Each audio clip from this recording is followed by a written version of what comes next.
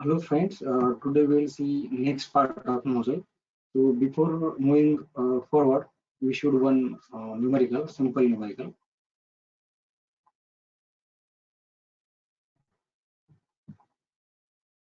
Okay, the steam expands from 3 bar to 1 bar in nozzle. The initial velocity is 90 meter per second and the initial temperature is 150 degrees Celsius. The nozzle efficiency is 0.95. Determine the exit velocity. Okay. Initial temperature of steam is 150 degrees Celsius and pressure is 3 bar. So obvious it is superheated steam. So from superheated table and 3 bar and 150 degrees Celsius, we got H enthalpy of inlet is 2762 and entropy is 7.078. Okay.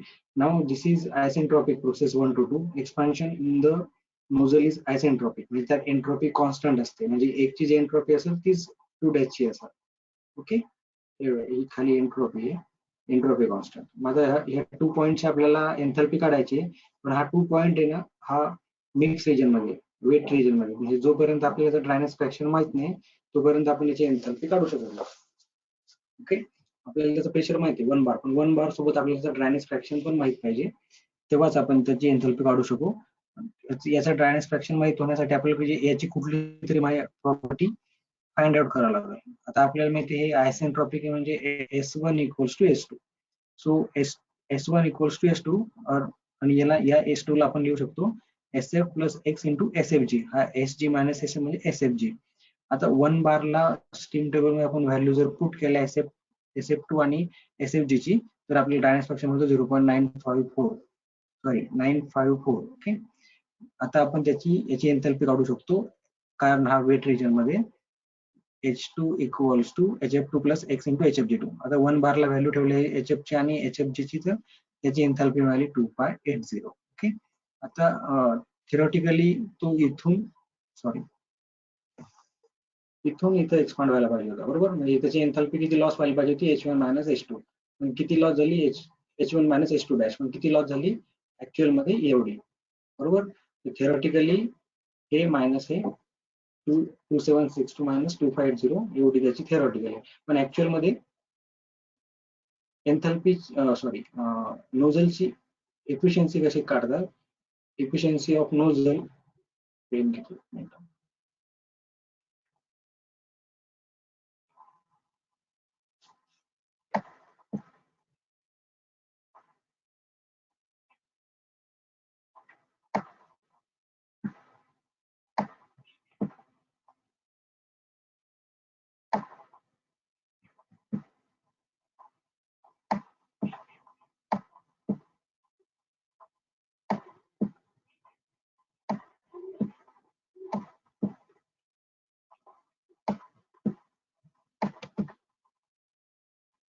Efficiency of nozzle is actual enthalpy drop upon isentropic enthalpy drop, or actual loss of enthalpy minus theoretical loss of enthalpy. Actual आपल्याला काढायची आहे, हे काय equals to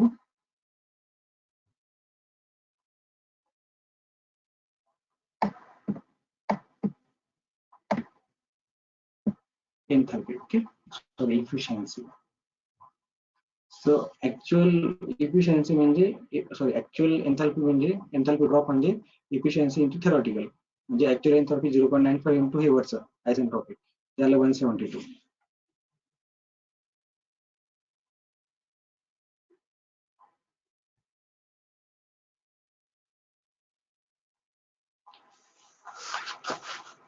आता आपण steady flow energy equation लावलं तर H1 plus V1 square by 2 equals to H2 plus V2 square by 2, आणि आपल्याला H1 मायनस H2 म्हणजे enthalpy drop. Okay, so enthalpy drop equals to V2 square minus V1 square by 2, त्यातून V2 मध्ये आपल्याला 590. आता इथे एक गोष्ट लक्षात घ्या, इनिशियल वेलोसिटी किती होती, 90 मीटर पर सेकंड. म्हणजे जेव्हा नोझलच्या आतमध्ये स्टीम येणार होती त्याची वेलोसिटी होती 90 मीटर पर सेकंड. आता जेव्हा ती नोझलच्या बाहेर जाणार तेव्हा किती, 594. जनरली ही जी इनिशियल वेलोसिटी असते ही त्या फायनल वेलोसिटी पेक्षा खूप कमी असते, म्हणून मोस्ट ऑफ केसेस मध्ये इनिशियल वेलोसिटी आपण नेग्लेक्ट करू शकतो, त्याचा एवढा फरक पडत नाही. ओके, हा एक जस्ट खूप सिंपल आहे, असा नंबर येणार नाही, पण तुम्हाला आयडिया आपण हे थर्मोडायनामिक्स वन मध्ये शिकलेलो आहे ते. तेव्हा फक्त आपण स्टीम टेबल न वापरता सगळ्या व्हॅल्यू दिलेली राहायच्या, यात फक्त स्टीम टेबल वापरून व्हॅल्यू काढायचं. आता आपण अनालिसिस बघून बघायचं. हा हा त्याचा स्टेडी फ्लो एनर्जी इक्वेशन हे वापरूनच आपण वरचं केलं. v1 square by 2 plus z1 g into h1 plus minus w, हा q इकडे गेला plus minus q, v2 square by 2 plus z2 g plus h2. v1 म्हणजे व्हेलॉसिटी ऍट सेक्शन 1, z1 म्हणजे या पहिल्या सेक्शनची डेटम पासूनची हाईट, आणि h1 म्हणजे या पहिल्या सेक्शनच्या स्ट्रीमची एन्थॅल्पी, v2 म्हणजे एक्झिटची व्हेलॉसिटी, z2 म्हणजे हा एक्झिटची डेटम पासूनची हाईट. आता नोझल जनरली हॉरिझॉन्टल असतो, त्यामुळे डेटम पासून z1 आणि z2 सेम असतो. ओके, म्हणजे z1 z2 कॅन्सल होऊन जाईल. आता नोझल हा वर्क प्रोड्यूस करत नाही आणि वर्क यूज पण करत नाही, neither work consuming nor work producing, W0. आणि नोझल इन्सुलेटेड असतो तेव्हा हीट बाहेर जाऊ शकत नाही, का आतमध्ये येऊ शकत नाही, क्यू पण 0. पुन्हा आता v1 square by 2 plus h1 v2 square by 2 plus h2, म्हणजे h1 मायनस h2 म्हणजे h1 minus h2 sorry h1 हा h2 इकडे गेला, तर v2 square by 2 minus v1 square by 2, हाच फॉर्म्युला आपण वर वापरला होता. याला जर आपण थोडंसं व्यवस्थित अरेंज केलं, हा v2 इकडे ठेवला आणि बाकीचं इकडे गेलं, तर v1 square plus h1 minus h2. Okay, आता हे जर एफिशियन्सी जर कन्सिडर केली तर एफिशियन्सी ठेवून द्यायची इथं, आणि जेव्हा आपण इनिशियल व्हेलॉसिटी नेग्लेक्ट करू तेव्हा हा फॉर्म्युला हा बनेल. ओके, आता म्हणजे फायनल व्हेलॉसिटी काढायची तर फॉर्म्युला काय, square root initial velocity square plus 2 into enthalpy drop. Okay, जर इनिशियल व्हेलॉसिटी नेग्लेक्ट केली तर 2 इंटू एन्थॅल्पी ड्रॉप, बस. हा 2 म्हणजे या दोघांचा डिनॉमिनेटर इकडे आलेला आहे.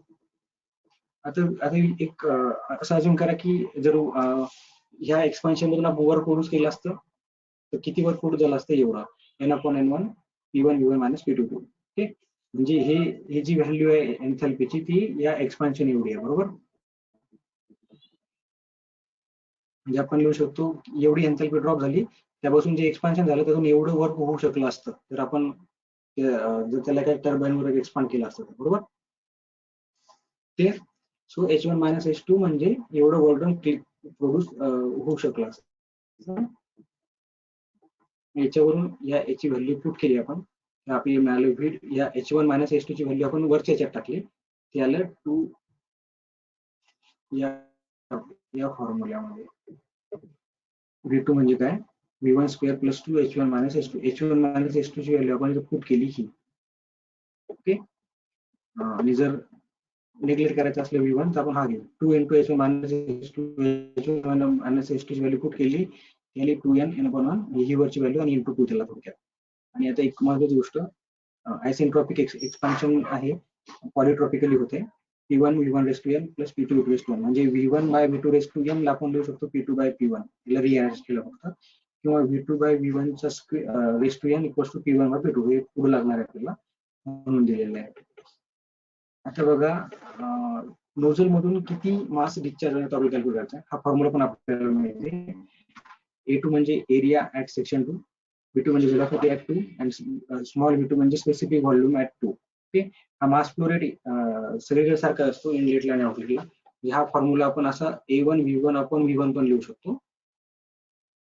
जनरली आपलं किती मास डिस्चार्ज झाला तो काढायचा, मग आपण 2 घेतो. ओके, a2 ची value as it is, v2 ची व्हॅल्यू आपण पुट केली 2n/n p1 v1 minus p2 v2, पण हा v2 इथं खाली स्पेसिफिक व्हॉल्यूम आहे, तर त्याला स्क्वेअर रूट मध्ये आणलं तो v2 स्क्वेअर झाला आणि त्याला डिनॉमिनेटर मध्ये टाकून दिलं. समजलं काय कसं केलं, ही जी v2 ची व्हॅल्यू आहे ती आपण ही पुट केली 2n/n-1 p1 v1 minus p2 v2, 2n/n-1 p1 v1 minus p2 v2. पण हा जो स्पेसिफिक व्हॉल्यूम आहे v2 हा बाहेर आहे, तिला स्क्वेअर रूटच्या आतमध्ये पाठवला, मग तो v2 स्क्वेअर झाला आणि त्याला आपण जस्ट वेगळं केलं. ओके, याला आपण लिहू शकतो, याला आपण बाहेर घेतला p1 upon v1 v1 upon v2 square p2 v1 p1 p2 by p1 v1 by v2. Okay, आता v1 बाय v2 ला हे असं लिहू शकतो. हा n इकडे गेला तर 1/n p2 by p1 raised to 1/n. Okay, तर 2 by n minus p2 by p1 p2 by p1 या v1 by v2 ला p2 by p1 raised to 1/n. Okay, याला आपण सिम्प्लिफाय केलं 2n upon n minus 1 p1 v1 p2 by p1 raised to 2 by n minus p2 by p1 इथे 1 आणि हा 1 plus n, मग हा येईल 1 plus 1 by n, त्याचं होईल n plus 1 upon n. इथलं power 1 plus 1/n n plus 1 upon n. Okay, म्हणजे किमान स्टोरेज डिस्चार्ज होईल एवढा. आता आपल्याला काढायचं की मॅक्सिमम किती मास डिस्चार्ज होऊ शकतं. तर आपण काय करू, त्याच्यामध्ये याला आपण डिफरन्शिएट करू विथ रिस्पेक्ट टू T1 आणि 0 सोबत इक्वेट करू. Okay,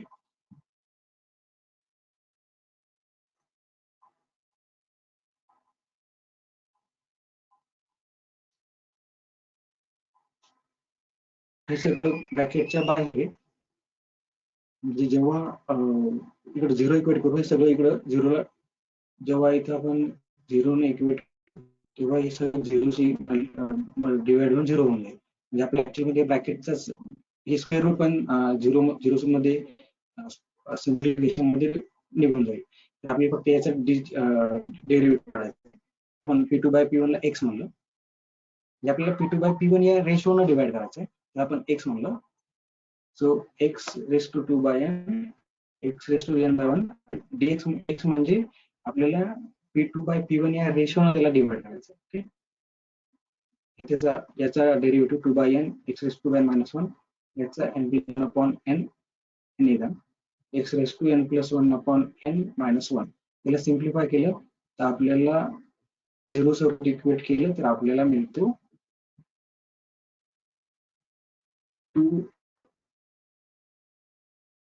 p2 by p1 x हा हा इथला पॉवर काढायचा आहे, त्याचा reciprocal version n minus 1.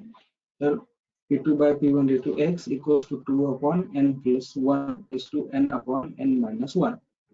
Okay, जी n ची व्हॅल्यू ती 1.135 सॅच्युरेटेड स्ट्रीम साठी असते, 1.3 फॉर सुपरहिटेड स्ट्रीम. हे जे आपलं एक्सप्रेशन पाहिलं हे एक्झाम मध्ये सुद्धा आलेले आहे. ओके, हे फक्त हे तुम्हाला व्यवस्थित बघत घरी बुक घेऊन तुम्हाला समजून जाईल. आपण काय केले जस्ट परत एकदा एक्सप्लेन करतो.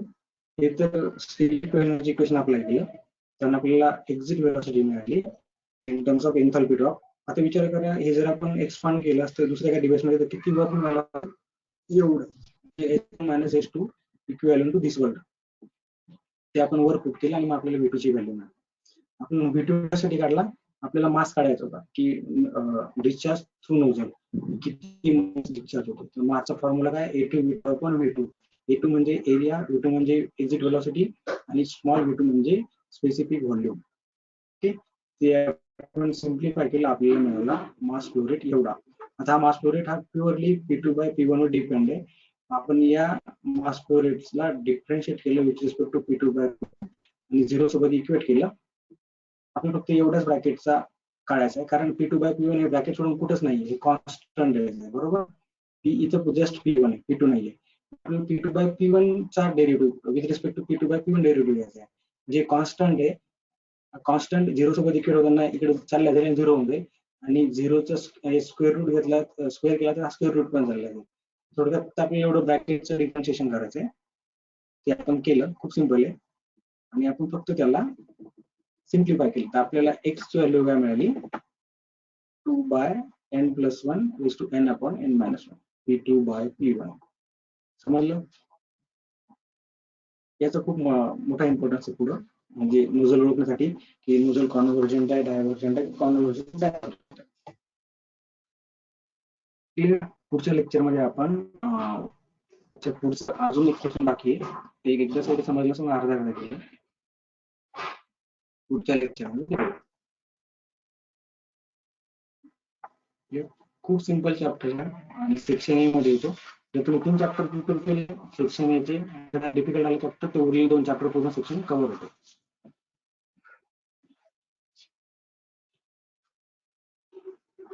काही डाऊट असेल तर तुम्ही विचारू शकता, व्हॉट्सअपवरती पर्सनल मेसेज करा.